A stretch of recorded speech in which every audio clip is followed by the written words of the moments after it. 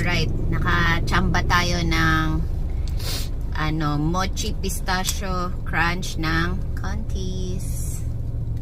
So, let's try this.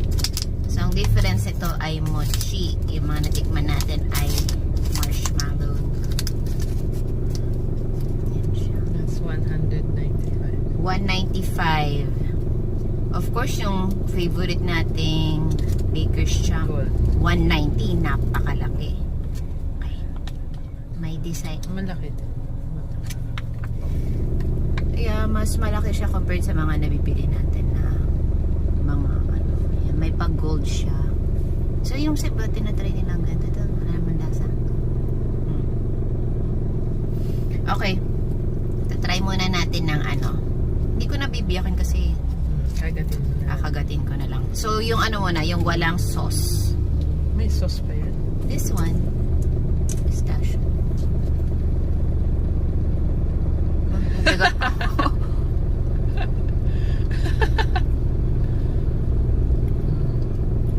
Mochi pa lang yung kain ko eh. Kagatin ka.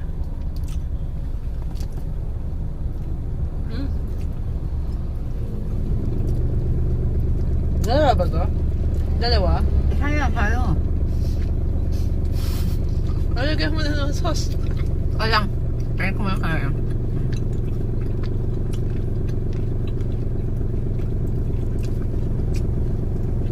Masarap naman yung gitna. Siguro hindi lang mahilig sa mochi. Lagyan mo na ng sauce. Matigas pa siya kasi malamig eh, galing sa ref. Okay. Pero siksik yung nila, madaming palaman.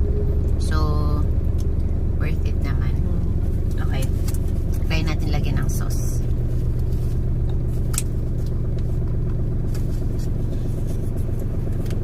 So, ito rin ata yung sauce na ginagamit nila dun sa pistachio cake nila. Ay. Maliit lang kasi baka tumulo sa kotse. Inumin mo na lang kaya. Ayan, try lang muna ganyan. Trying.